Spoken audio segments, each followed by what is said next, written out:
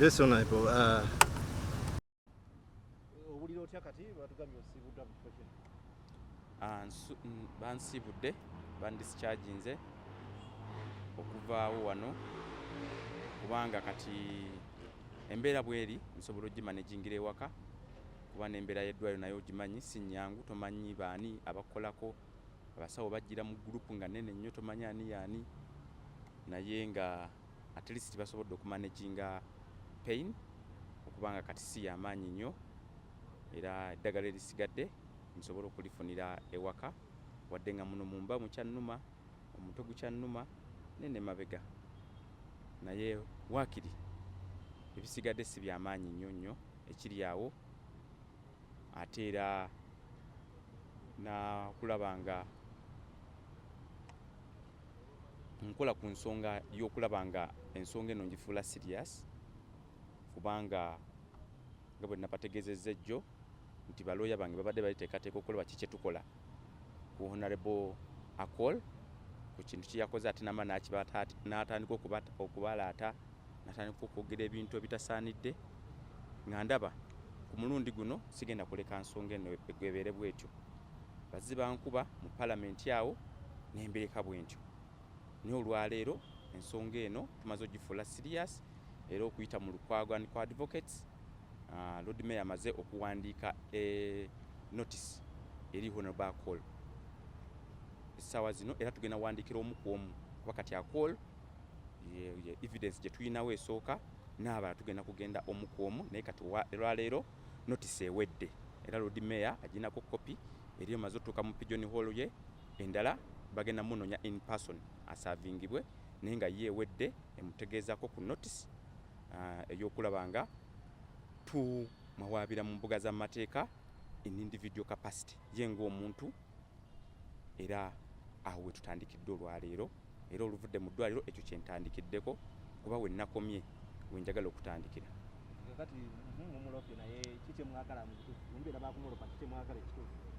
Kuyiririra, kukwetondera, kukola kiki mwagala ekituufu? Kitwagala ekituufu eno assault akolebweko ng'amateeka we gagamba, amateeka gaffe ag'eggwanga lino nga bwe gagamba, kuba tulabye poliisi ensonga eno egyewaze ye yandibadde etwala omusango gwo mu kusookedda, naye nga bumanyi ffe bitubeerako tebaagala kubaako kye bakolawo okulaga nti ensonga eno eri serious. Buli omu yakirabye bulungi engeri gye bampisizaamu ne batandika otambulizaawo narratives endala biki, naye ng'ate ekintu kiri serious nga bwe mwakirabye empisa gye bampisizaamu nanteeka nankuba agakonde bwe gatyo n'abalala ne bongerezaako mu mbeera eyo ne bayuzaayuza engoye zange. Kati twagala okulaba nga ye nga Honorable Akol akolebwako ku nsonga ya assault, torture n'endala nnyingi nnyo, kuba twagala okulaba nga tutandikira ku ekyo ye ng'omuntu asookera ddala ku kintu kye yankozeeko, omuntu n'omugamba semberayo waakiri tusharinga akatebe ate kati ali mu kikyusa nti ate nze yamusindise. Kati njagala okulaba nga ye ng'akolebwako era manyi balooya bange bagenda kuba nnyonnyola biki ebiri mu notice eyo gye tumusaavinze. Ensembya ku omutwe biseera ebisinga balo gwe ng'omuntu balooza bagukubye nnyo, luno olowooza kyayongedde okuaffectinga nnyo oba byakendedde? Okusookera ddala omutwe gwange muguzze gukubibwa emirundi egy'enjawulo era kutandika ddala mu palamenti mu 2017 era nina history ya concussion engeri gye banyigiriza sikaalo yange biseera biri eby'emabega. Kati nenzijanjabibwa era nenfuna obuyambi okuva mu Amerika gye nagenda ne bankolako bulungi nnyo, naye olwaleero nti ndi musanyufu nti sifunye internal problem yonna ku mulundi guno. Kati tomanya mulundi guddako kikijja kubeerawo. Kino kirina okukoma, sirina kuddebamu kubanga ntimpulwa bwentyo, kirina okukoma era kirina kukoma kwa Honorable Akol Anthony gwe kirina okukomako. Yemanye essajja bino ebintu si byakulaba nti bw'oyogeranga bw'oyagala okolanga bw'oyagala. Tulina okulanga ebintu bino tubiteeka mu mateeka kuba ffe tulwanirira enfuga ey'omu mateeka. Abantu balowooza wagenda weetegese kulwana era wali okitegekedde.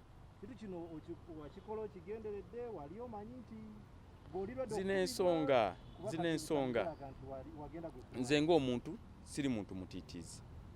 Nze manyi bulungi nnyo nti singa Honorable Akol embeera gye yampisizaamu bwentyo mwandirabye nga muddisa, naye embeera gye yampisizaamu nammwe mwagirabye nti ye yennyini ye yazze okulwana era n'alwana mu mbeera eyo kati alina okukolebwako ng'amateeka bwe galagira wabula ate sinze kunziza ku defensive kuba nze victim and ye yalwanye.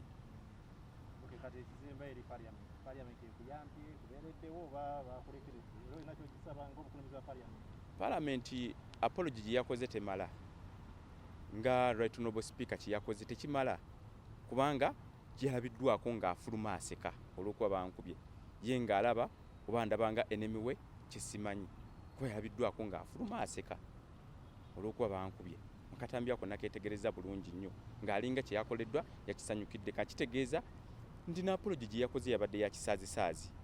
So twagala okulaba nga parliament yennyini yeyandibadde esookerwamu kuba parliament erina poliisi yaayo yeyandibadde etwala omusango guno mu mbuga z'amateeka naye tebagututte olw'ensonga bo basanyukira ebintukirwako nema ne babikyusa bwe bati ne bagamba oyo tere yamukoonyeko naye ng'ensi yonna yakirabye ne vidiyo weeziri nga bankuba naye kati bo bakitutte butwazi nti ate wali kiriwo naye ng'ebisinga omuloodi nsaba tumujjeko details za biki bye tuwandikidde Honorable Akolo olunaku lwaleero luno.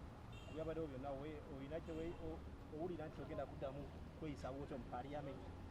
Mukama wange walabye bampisizza bubi mpozi nga gw'ogamba gamba Honorable Akolo butaddamu kukuba bantu kuba yakuba Honorable Abiriga n'akuba Honorable Atiku yakuba Honorable Dongoto kati olwaleero nze waakuna kuba victim be kati so gwe muba mugambako butaddamu kweyisa bwatyo sizazaake mulekerawo kubanga kweyisanga kiiso kya mbuzi nti kirekerera omussi ne kitunuulira omubaazi.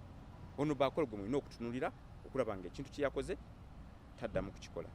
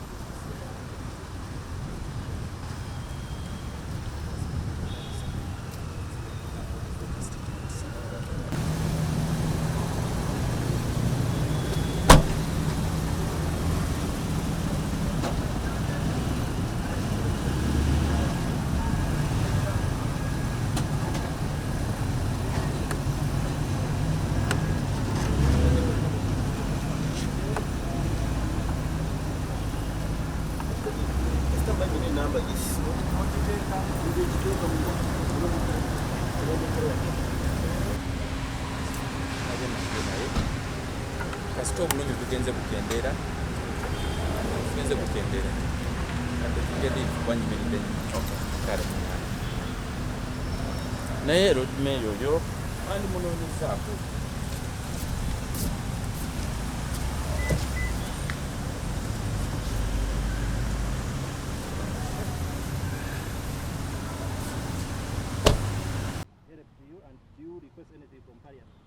Yeah, first and foremost, Parliament has a parliamentary police. They would have taken up this case because this is no longer a parliamentary case. This is assault. This is criminal because there's no immunity of beating another person.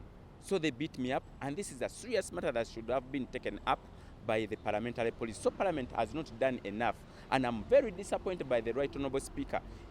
After having beaten me, she went out smiling and it was well clear. You saw that. And the rest of the NRM members, they were just happy about my assault, about being beaten by a fellow honorable member.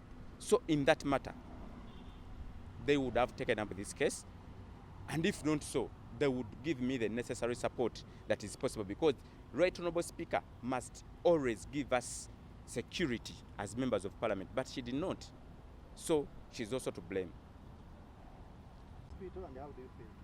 Yeah, I've been discharged in hospital.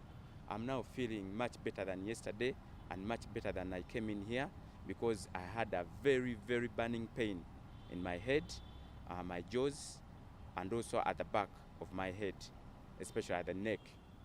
So I'm happy that I've been treated by Ensambya Hospital, and they've managed my pain, and the rest of the pain they've advised that I will have it from home and a bit of rest, because anything that touches the head, it is very, very, very sensitive. And I'm also aware that being in hospital for all the time until when you recover fully, you know, hospitals, most of the times, there are so many doctors that come in, those you know and those you do not know, because it's a very big team that has been taking care of me to manage the pain. So I saw it so safe for me to receive the rest of the medication from home, because they have given me the necessary medication to fully recover well from home.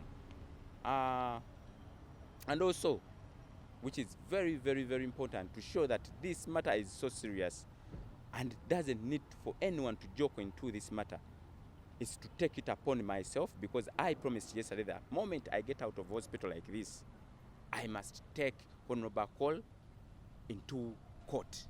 And we have done it today through Lukwago Advocates. We have issued a notice to him. It has been put in his pigeonhole today by my councils, by the Lord Mayor, and we have written to him. And the other letter will be given to him in person, because this case, it has gone to him in person. And also there are very many other people that were involved in beating me, because after him putting me down, there are so very others that joined. We are still looking for that evidence. But for now, it is honorable call, because we saw the likes of Linos, we saw Honorable Kabanda, and the rest. It was a big team. And also the team from the Sergeant at Arms, what they did to me. So, as of now today, we are taking on honorable call. We are not just going to take him on. We have taken him on today. We've served him today. He should find his letter in the pigeonhole, and he should also get to him in person, wherever he will be. So, the rest of the details in that letter, I would request please reach out to the Lord Mayor to get the details, what we have served him, and what is it that we need him to do. Can you tell us, what do you want? Do you want compensation? What do you want from him? The rest of the details, Please, what's gonna mono just katono nyo. No, we need him. We need a lawyer. No, do you want him to apologize? Do you need compensation? What do you want? Yeah, first and foremost, our laws are very clear in terms of assault. The case is assault, because that was assault. He's assaulted me. So that's the case. And in terms of whatever that is supposed to be, that is a criminal offense. He's supposed to be in prison, not in parliament. That's what we want. Yeah. Okay, are you now calm? You will not be stubborn again in parliament? My brother, I've told you very clearly that this is going to honorable call. It is honorable call who misbehaved. It was very unfortunate of the speaker of suspending me, and then also giving a punishment to honorable call of a suspension. What Yet, mean, for long we've been seen exchanging. My brother, no case that has ever been put to me that I'm guilty of misbehavior. It has never arisen anywhere. It is honorable call who misbehaved. Let us not change these things whereby you turn it against the victim. I'm a victim. It is honorable call who misbehaved, and he should not repeat what he did. Yeah.